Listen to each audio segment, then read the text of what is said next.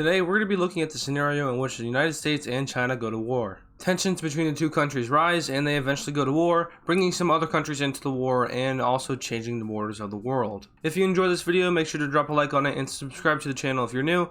Let's go ahead and get started. Now keep in mind that this scenario is completely fictional, so keep that in mind. This most likely will never happen. In the future, the tensions between the two countries are rising and they are both a world superpower. The spark of the war takes place in the South China Sea, where a US naval boat off the coast of the Philippines is destroyed by a Chinese destroyer. In these war scenarios, the attacker is represented by the color red and the defender is represented by the color blue. After the US's ship is destroyed, the United States declares war on China. Keep in mind that since the US declared war on China, Article 5 of NATO is not activated since the US is the aggressor. Now I'm going to try my best to not make this into a World War III scenario because that would kind of defeat the whole purpose of the US versus China. So I'm going to try to keep it just at that, the allies of the two countries helping each other, but hopefully not escalating into World War III. At this point, the two countries start to mobilize. Their militaries are similar in power at this point. Like I said, they're both superpowers in this scenario. So once the US is mobilized, it starts sending troops in its navy over to China. The US uses South Korea and Japan to hold its troops. China sees this and goes around asking its neighbors if they would be willing to help them invade South Korea and maybe Japan. North Korea is on board and joins the war, and Mongolia is convinced to also join. A little bit after all the armies are mobilized, the Chinese alliance declares war on South Korea and starts an invasion. The US and South Korea both knew that this was a possibility, but weren't 100% ready, so the Chinese alliance manages to push into South Korea. At this time, Japan declares war on the Chinese alliance since it's a close ally to South Korea. At this point, the Blue Alliance manages to push even further into South Korea, taking Seoul and a large portion of South Korea's land. Taiwan takes this opportunity to declare war on China, and Hong Kong also declares war on China. Hong Kong is easily put down right away, and the Chinese Navy is sent out to Taiwan. After the war escalates in Asia, Canada and the UK both decide to help out the United States. The blue side continues to push into South Korea until the American troops are ordered to evacuate and South Korea completely falls. The Chinese Navy makes a landing in Taiwan and takes out the entire island. With China's influence in Southeast Asia, Burma, Laos, and Cambodia all join on their side. The USA also manages to get Australia and New Zealand to join in on their side. While the new participants in the war are still mobilizing, China manages to make a landing on Japan and starts taking out the southern island. They also manage to take out this island right here and start pushing up into Japan. They're slowed down though when they meet the US-Japanese army stationed right around here holding a defensive line. At this point, this is what the world map looks like. It's kind of hard to all get in screen because of the weird face cam that I can't really, I can move it, but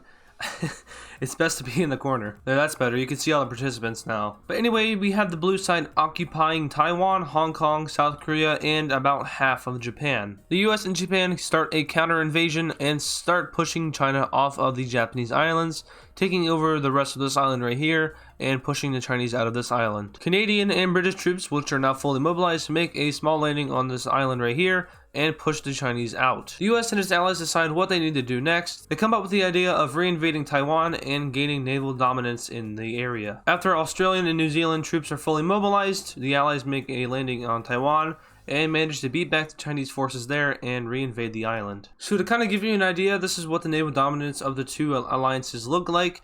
So you can see that the red side has naval superiority over Japan, Taiwan, and the Philippines, which they are using the Philippines to hold troops and naval ships. And you can see that the blue side has naval superiority over the Korean Peninsula, all of China, a little bit of the South China Sea, and the areas around Burma and Cambodia. So the US and its allies start a campaign to gain naval dominance in the area. So they start taking over a lot of the South China Sea and the area around Vietnam. They also gain naval dominance in the area a little bit east of the Korean Peninsula. At this point, the Philippines and Malaysia are officially incorporated into the war. The Philippines opts to help with supplies and food and stuff like that, but they're not going to send any troops over, while Malaysia is going to be a full participant in the war. With this, they managed to get even more naval dominance in the region, with all the waters around Malaysia being completely under red team control. The red side manages to get naval superiority in the Gulf of Thailand and starts to push back the Chinese Navy. After months of naval fighting, the US manages to get naval superiority in the area around the Korean Peninsula and makes a small landing in South Korea. With its allies, it manages to take over a lot of South Korea, pushing back the North Korean and Chinese armies that are occupying it, taking Seoul and managing to get all the way back up to the original border. Malaysia, Australia, and New Zealand make a landing in Cambodia and start pushing up into the country. The campaign is started in North Korea to take Pyongyang, which is achieved fairly easily, while the Chinese troops retreat out of North Korea in order to establish a front line further north. The red team eventually does meet this front line and is stopped at an area that looks something like this. Meanwhile, the small oceanic force manages to push even further into Cambodia,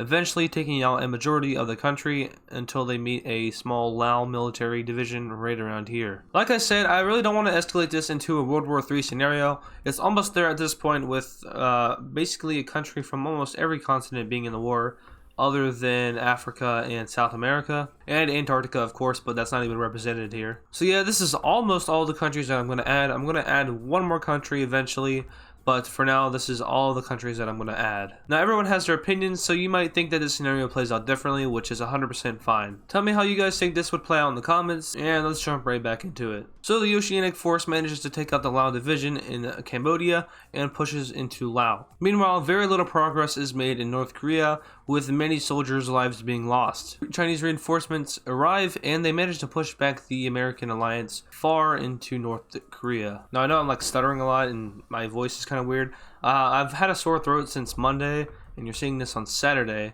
so that's almost a week. So that's kind of why I'm like all over the place. I just don't really...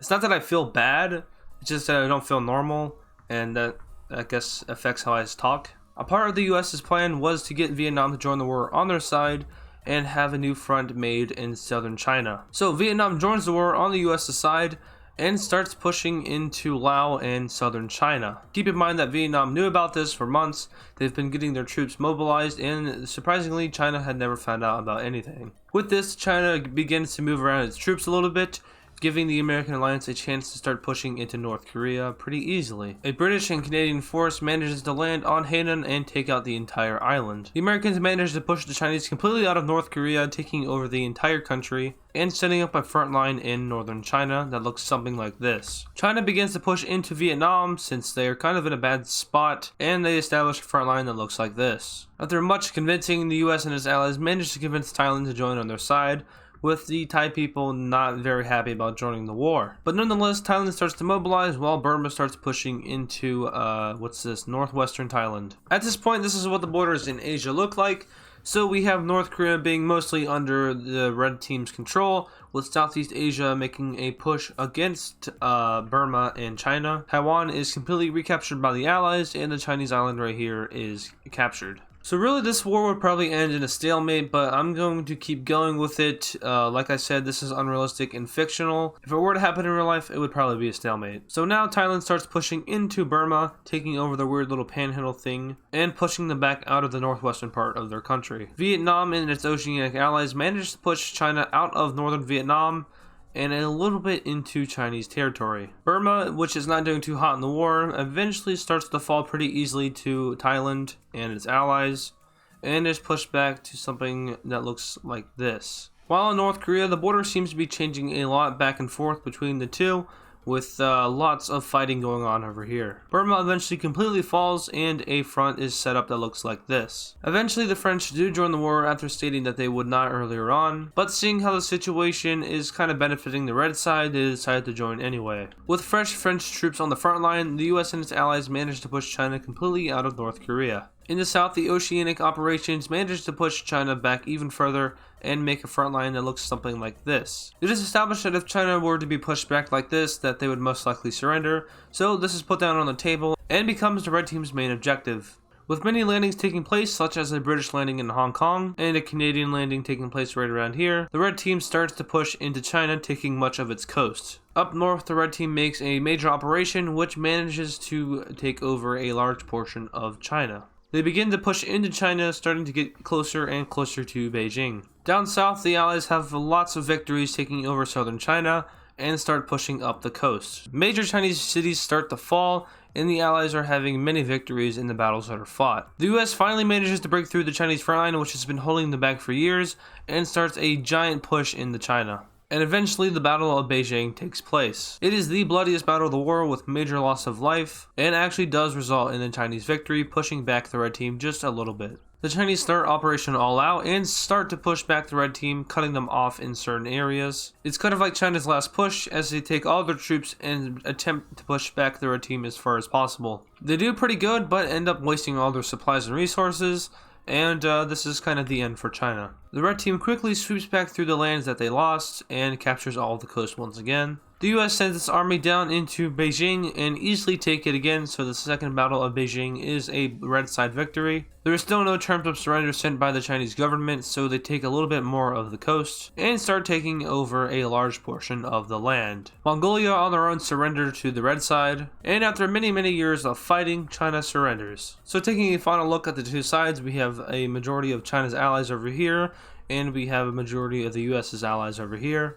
We have New Zealand, Australia, we have the UK and France, and we have Canada and of course the United States. When it comes to border-wise, this is what the borders will look like. We have Thailand taking over a bit of Cambodia, Laos, and Thailand. We have Vietnam doing the same, except instead of getting Burma, they get China. Hong Kong is giving a little bit of land, and Taiwan is officially given independence away from China. By that, I mean they are fully recognized by the UN and become a member. They are also given a little bit of China over here. Korea obviously is united under one, and China is broken up to look something like this. We have a northern province up here, we obviously have Tibet, and a big province over here. As for China, a new government is set up. This war would most likely end in a stalemate, but like I said, I wanted to keep going with it. You may have a different opinion on how this war would play out, so make sure to tell me how you think it would happen in the comments. If you enjoyed this video, make sure to drop a like on it and subscribe to the channel if you're new. It really helps me out and shows me that you're enjoying these videos. Leave any suggestions that you guys have in the comments. They're really helpful for me when it comes to making these videos. One more thing, Discord server is in the description, and I will see you guys in the next video.